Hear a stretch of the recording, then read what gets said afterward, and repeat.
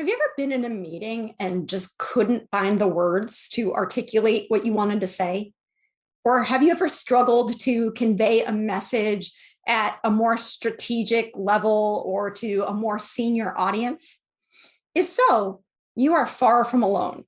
Conversational communication in the workplace is hard, and we're often not taught the skills that we need to navigate different types of situations. My guest this week, Kristy Olinger, specializes in workplace communication. In this conversation, she shares great insights, tips, and tricks to help you communicate more effectively and more confidently. Thanks for being here.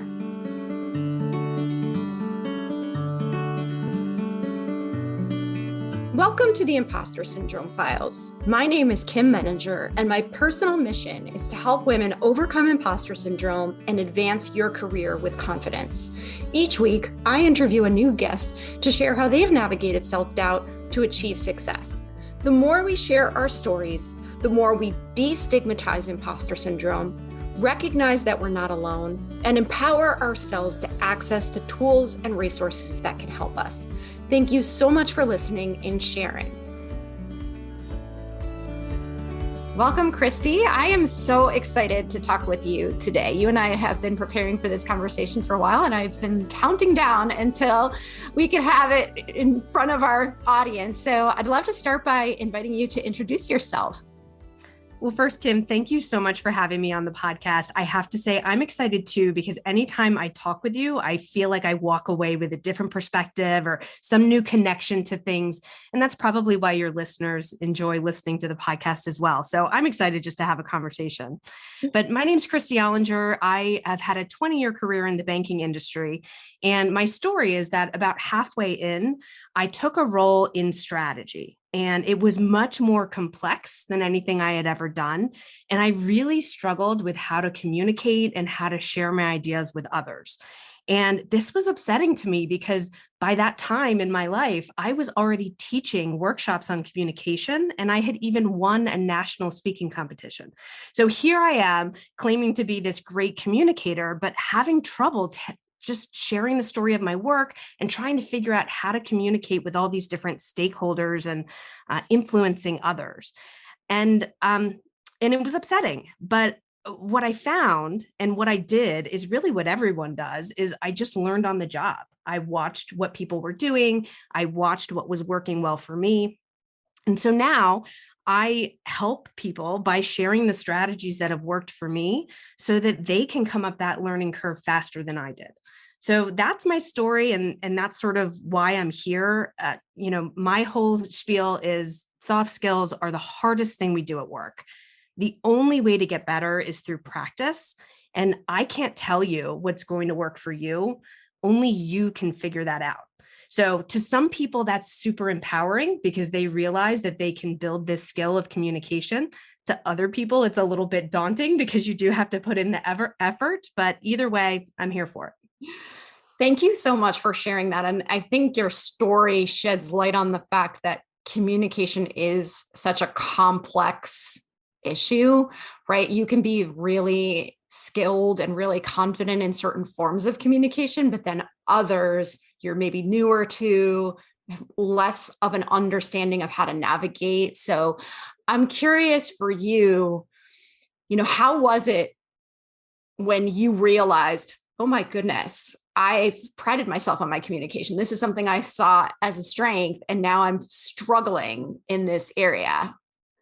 It was so upsetting, Kim. I mean, so I had come from a role that was very aligned with my interest and skills. I was traveling to different bank branches, talking to people, teaching them how to sell the credit card, which I knew inside and out. It was a straightforward job, and I crushed it. And so I got into this role expecting to be great and really, really getting all this feedback from my manager about my PowerPoint slides aren't positioned correctly and there's too much content or it's not right for this audience. And navigating all of that context and nuance was something I'd never had to do before because my job just hadn't been that complex up to that point. And I think this is a pretty common mid-career experience to find yourself in a role that is less defined and where in a role where you aren't independently creating outcomes, you have to influence others that you don't directly manage for those outcomes. And so this is a really common mid-career experience, and there aren't great resources to help people navigate it, I don't think. So it was upsetting for sure. Yeah. And you make such a good point. I think that a lot of people stumble into this land and are not prepared for it and are not given appropriate resources and support to figure it out. And so, I mean, it's great that you're trying to be that resource to others. And I'm curious because you make some really good points too, just about the fact that you're generally at this stage of your career transitioning from being a really good subject matter expert. And I think that is a great place to be when you feel really comfortable in your role. You have become seen as somebody who is the go-to resource in a particular area. And then you transition into this new role where things are fuzzier. There isn't as much concrete structure around what's expected of you. And so for everybody who's identifying with that, who's thinking, oh my goodness, that's exactly where I am and I don't know what I'm doing, what would you say, like, what are some of the either first steps, or I know we're not going to be able to solve the problem in this conversation, but what would you say to somebody who's saying, oh my gosh, that's me right now? I would say it's very jarring when you realize how much there is that you don't know and can't know. So there's this great visual of the body of all knowledge, which has these concentric circles, and the smallest circle is what you know. And then there's a slightly larger circle, which are the things that you know that you don't know. And then it's like the entire universe size circle is all of the things you don't even know that you don't know. And that when you realize that, and you realize that that's the case for everyone, it can actually be a huge relief and lift this weight of being the one that has to know everything. So when you come from being the subject matter expert and you do know all the answers to everything, but then you transition into, oh, well, nobody really knows. And we have to partner with each other to find the best path for our organization. And when you start doing that, you start asking different kinds of questions. You get curious. You seek clarity and understanding from different perspectives around the room, and you end up in a much better place. So it's actually a very freeing thing to recognize that not only are you not expected to know everything, it's not possible to know everything. And that's not what it's about. It's about making the best decision with the information that's available towards a common good. I think that's a really good way to put it. And I like the term curious. I think that's a really powerful antidote to a lot of self-doubt and perfectionism and some of the things that get in our way. Because if we're able to look at it through that lens, it allows for the possibility that other people have information that we don't, and that's perfectly okay, right? I think, a lot of us high achievers have at least some relationship with perfectionism, right? Maybe some of us are a little bit more, I like to think of myself as someone who's overcoming that, but we all slide back into it from time to time.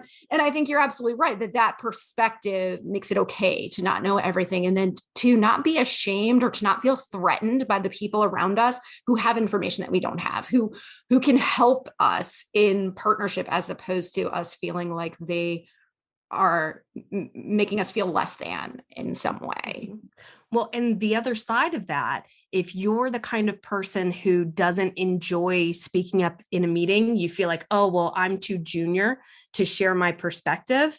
You need to know that your leaders need to know what you know, right? There's no way for them to know everything. Your perspective is critical to the success of your team. If you don't share it, they're not going to have that perspective. Exactly. And that is at the root of what I talk about in terms of managing imposter syndrome, is really know your own purpose. Because if you're in there comparing yourself to the most senior person in the room and thinking, how can I possibly compete with that person? How can I possibly add any value when, that a powerful, all-knowing person, as we think of them, is in this room?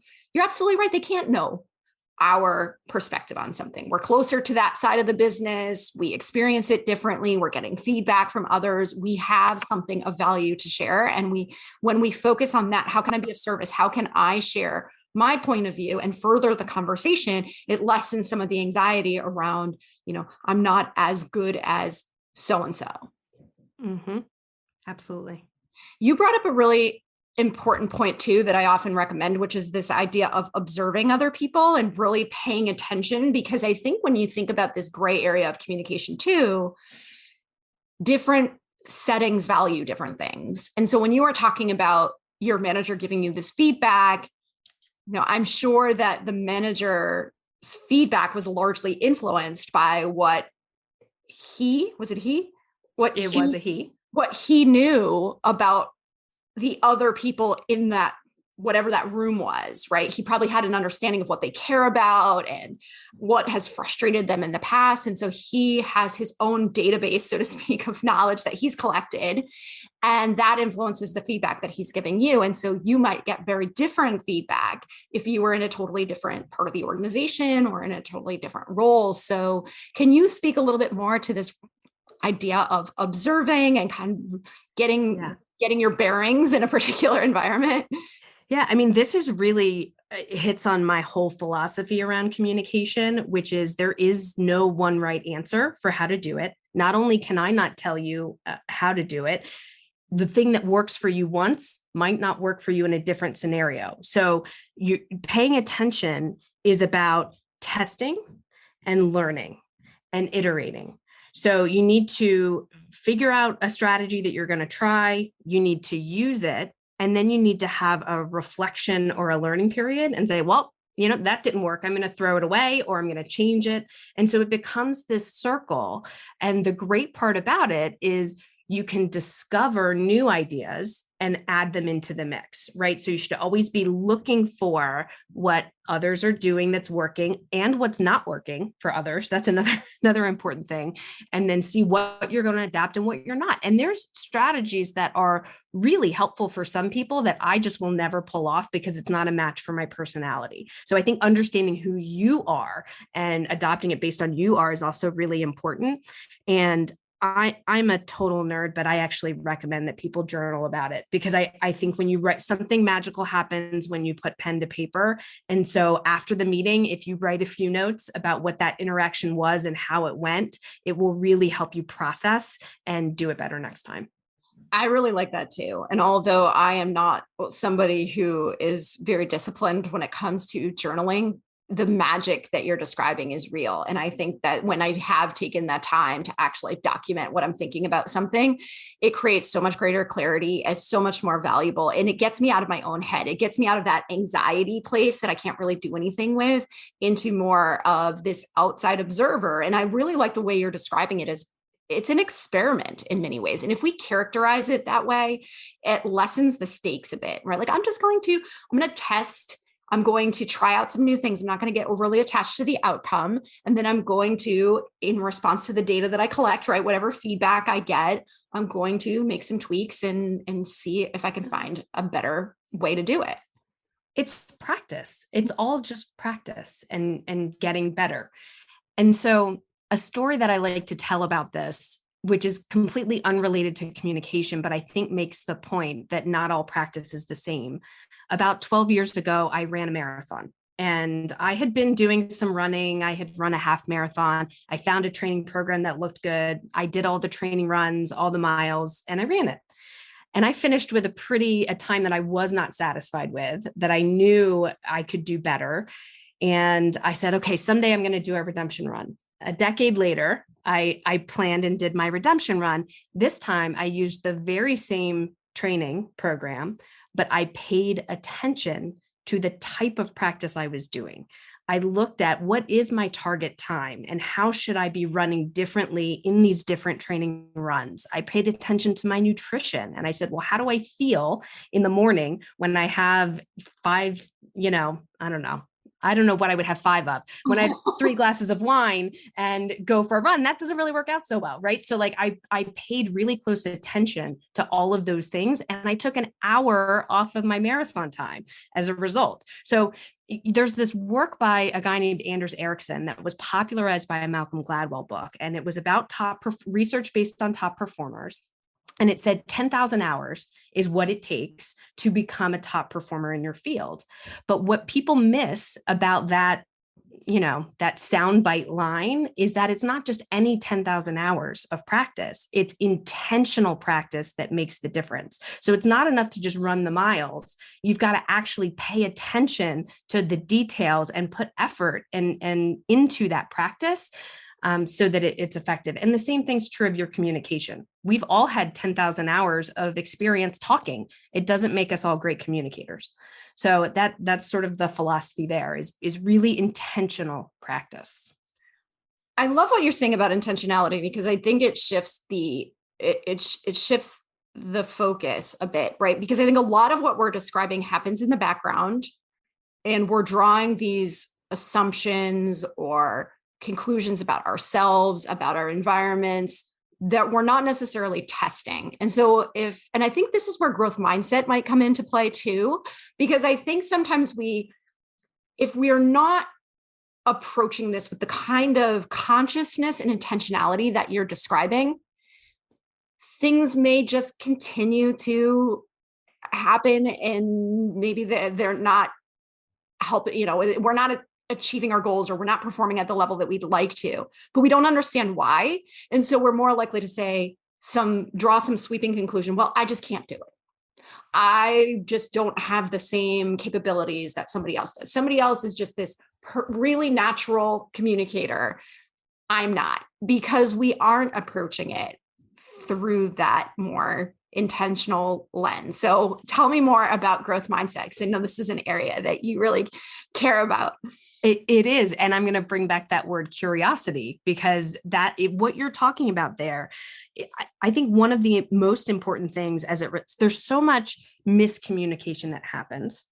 And it's important that we assume good intentions and then ask questions and be curious about what we're hearing and seeing and thinking, because what you think in your head is not always real. We have to challenge those thoughts and be more curious about it. And so I will mention growth mindset is, if you've ever seen my logo, it's a little leaf, and that stands for growth mindset, because that is my highest core value.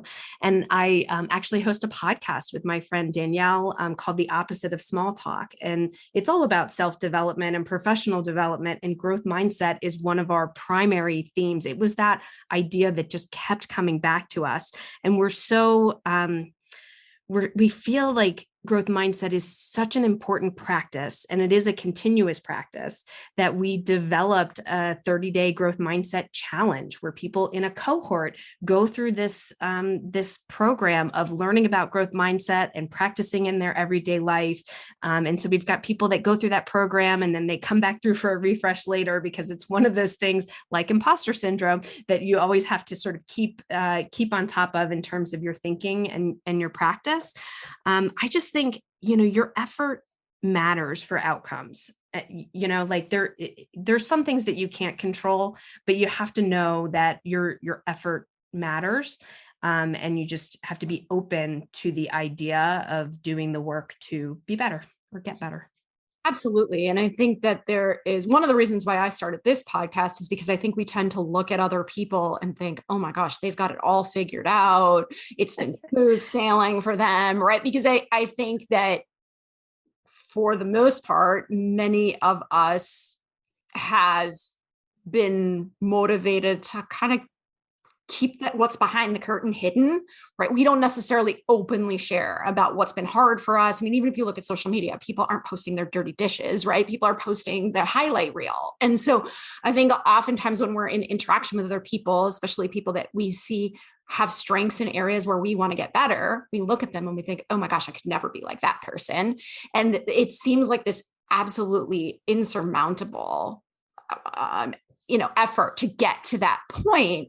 And I think where a growth mindset comes in is a reminder of that. And just the 10,000 hours, like everything that you're saying is each one of us has a choice. Each one of us can say, is this something that I value? Is this something that I think would be worth my time and energy to invest further in? And then what is the intentional action that I'm going to commit to in order to make improvements of this in this area? Because it's probably a guarantee that this person that you admire, this person that you see as the perfect model of what it is that you are worried about, wasn't born that way, right? Didn't get there overnight. Well, they also don't actually have their act together. I mean, we are all just flying by the seat of our pants. Let's be real. So I think recognizing that, and to your point, you're seeing their highlight reel and you're comparing it to your real life. And that's not a fair comparison. Exactly. So I think that, what you said earlier about this idea that it's a skill that can be learned. It's not an easy skill because it doesn't have one central blueprint or manual that we can all access. But I think there is hope when we understand, if I'm not where I want to be, I have choices and it's possible. Yes, absolutely. And like, I would argue that communication, I talk about it in the context of a professional work setting, but it impacts every aspect of your life, every relationship that you have, including your relationship with yourself and your self-confidence. So I am telling you, it is worth working on this and prioritizing it if you're not where you want to be. And I want to talk a little bit about a particular aspect of communication, because one of the things that I hear most often when I'm talking to my clients, to, just people that I'm having these conversations with, is this challenge of being in a space where we are blindsided. So maybe it's because we're not as comfortable with the material. Maybe it's because we're really intimidated by the people in the room. Whatever the case may be, we find ourselves in this moment where we have to spontaneously think of something to say, and we freeze. And I mean, I think every one of us can relate to this, to this old cliche of like, it took me 3 hours to think of the perfect response, right? Like, I wish I had been able to say that in the moment, because we go into this fight or flight state, or we just can't think in that moment of the perfect response. And so I know you have thoughts on this off the cuff, kind of more spontaneous communication and how to think about that. Yeah. I mean, off the cuff does not mean off the top of your head. There are ways to plan and prepare for spontaneous speaking. And it's so important because when you think about it and your workplace interactions, there's only a small portion of your workplace interactions that are speeches or presentations. Most of the communication that you're doing falls in the category of spontaneous speaking. So you should be prepared for that, and you should practice, and you can get better at it. And so there are a couple of things that I would suggest. I think probably one of the most important is just giving yourself some time to think in advance about what's going on in that meeting. What is the objective of the meeting? Who is going to be there? What might their preconceived notions be about the opinions that are being shared? What questions might those people have? And when you think of, Brian might ask this question, how am I going to respond? Actually write down the ways that you could respond that would be the most impactful, and then say them out loud before you get to the meeting. So, that is a very tangible way to be ready for the conversation in the moment. The other idea I would say that I will tell you in this era of digital and laptops and even remote working has been extremely valuable to me. I trip up sometimes with data points. So I think in narratives and so when someone asks me for a statistic or a metric, I'm like, even if it's core to my business, it's not always readily available at the top of my head. So I have something that's called my stuff document. I'll say stuff here because I am assuming this is not an explicit podcast. It's my Know My Stuff document. And it has all of the key metrics for my business so that should someone ask me that, I don't look like an idiot, not knowing the most basic things about my business. So that's one. The second thing I'll say about knowing numbers, though, I had an executive mentor once who said, I was explaining this, that I have this challenge and I'm trying to be better at recalling numbers. And he said, Kristy, you have to think about, does it really matter? So does the exact number really matter? So for example, if the question is how many millennials have downloaded our mobile app? And I know it's in the range of 87%, but maybe it's 92%, and I can't really remember. Either way, it's a large percentage of millennials, and the exact number does not make a difference in terms of the context of the conversation that we're having. So he's like, I quote numbers all the time, and they may not be exact, and that's okay, because this is rocket science. You're not calculating the trajectory to the moon. You're just talking about the strategy. So that was a real relief to me that you don't always have to be exact as long as you have the ballpark. So I think that's helpful. And then the last thing, and then I'm ready for your reaction, is something that I like to call the phrase bank. I don't know what to say. I have a list of phrases that are helpful to me in specific situation. What do you say when someone interrupts you? What do you say when your boss asks you for an update on that, task that you weren't able to get to because you had other things? In those moments, you're fighting for you to create those words in your mind. So if you have them already and you know what they are, it makes you much more prepared. It's almost like when you're on a flight and they tell you if you're sitting in the emergency row, you should read the pamphlet, because if an emergency were to happen, you're not going to be able to figure out how to open the door. You need to, cognitively, you can't read that because you're freaking out because the plane's going down. It's kind of like that. You need to be ready to speak because you need to just have the words at the top of your mind. So that's been something that's been really helpful to folks.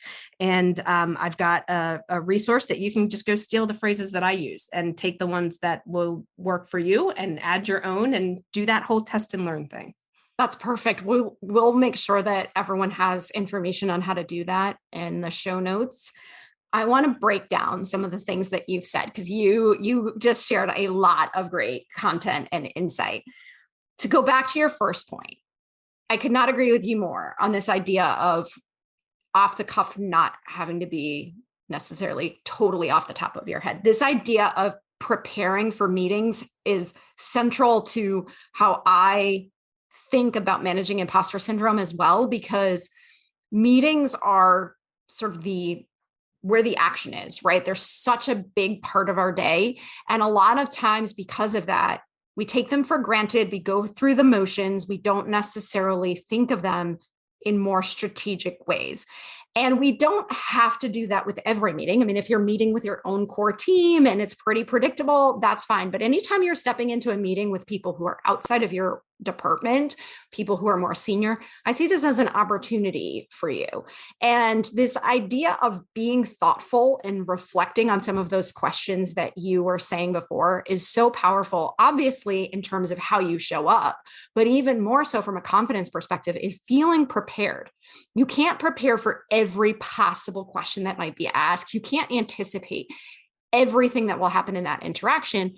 But the more you understand the purpose of the meeting, what are we trying to achieve? What is my role in this meeting, right? Why was I invited? What am I expected to know and to share? Who else is going to be in this space? And what do I know about their personalities and what they care about in terms of communication? Then we're operating in a much more predictable field than we would have been had we just thrown caution to the wind and shown up at the meeting and hoped that everything goes well. And I think this also goes back to your earlier point of seeing people as partners, because if we don't know the answers to those questions, we can ask somebody, right? If I have thought about this ahead of time, I give myself enough time, I can go to my manager and say, I'm thinking about this message. Do you think I should bring this backup slide? Do you think I should, highlight all of this information up front? And so look to your resources, look to the people around you who maybe have a little bit more of an understanding of this context to give you some guidance on that.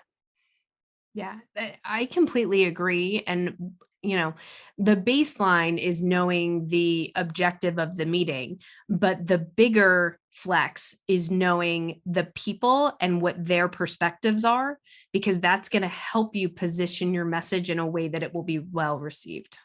Exactly. So minimize the unknowns as much as possible by just collecting that information in advance. I want to go to the second point you made about not necessarily having to know every specific data point.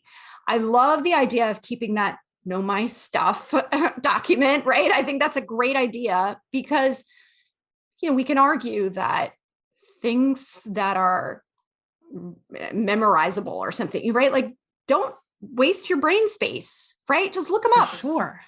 Just know where to access them.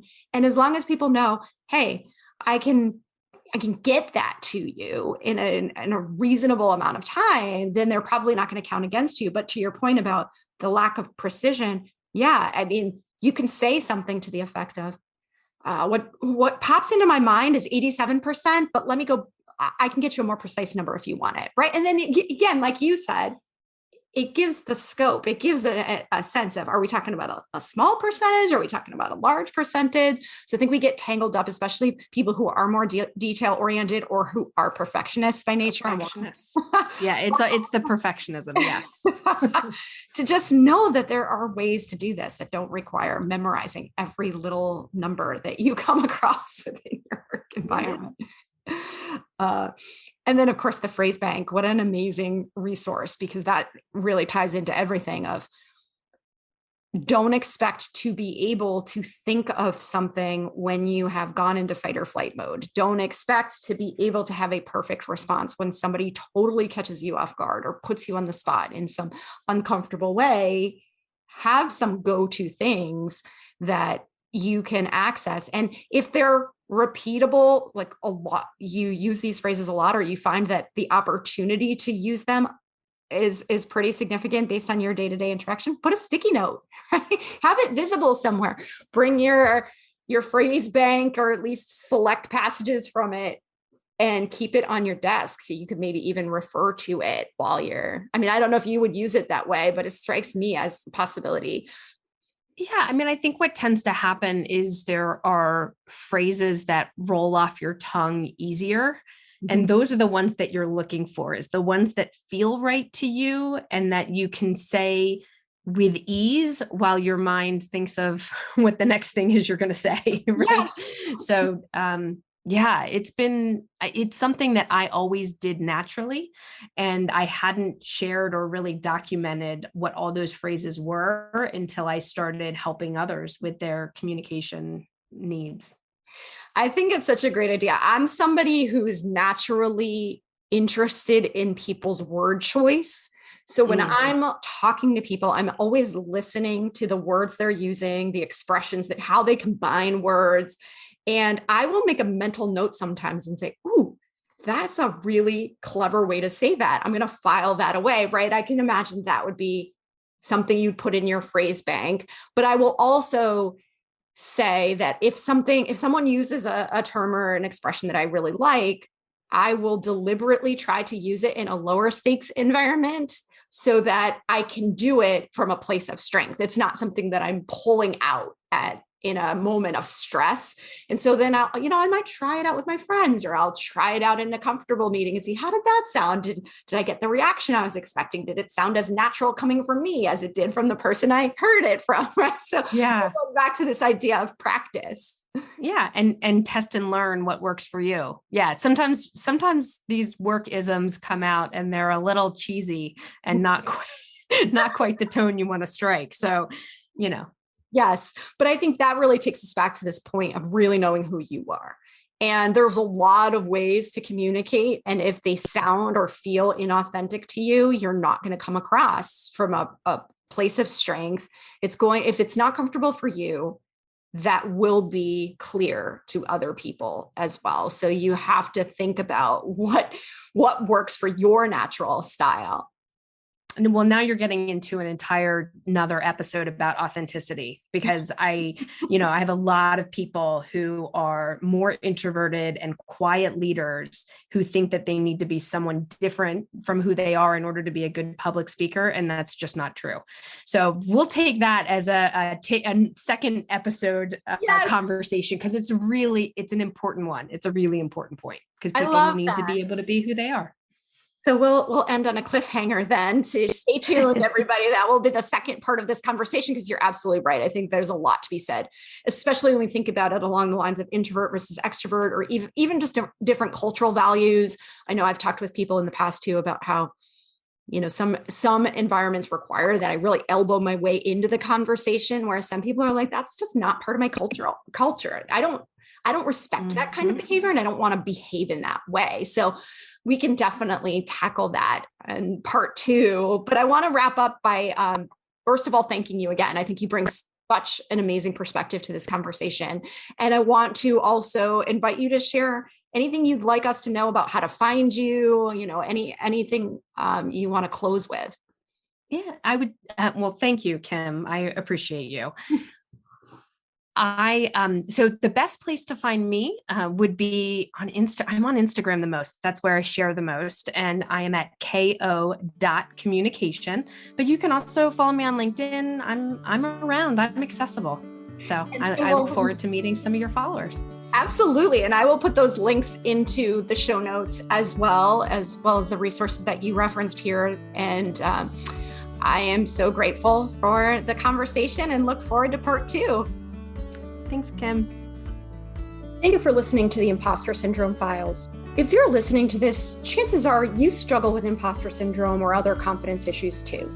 One of the most important reasons I started this podcast is because I want you to know that you are not alone.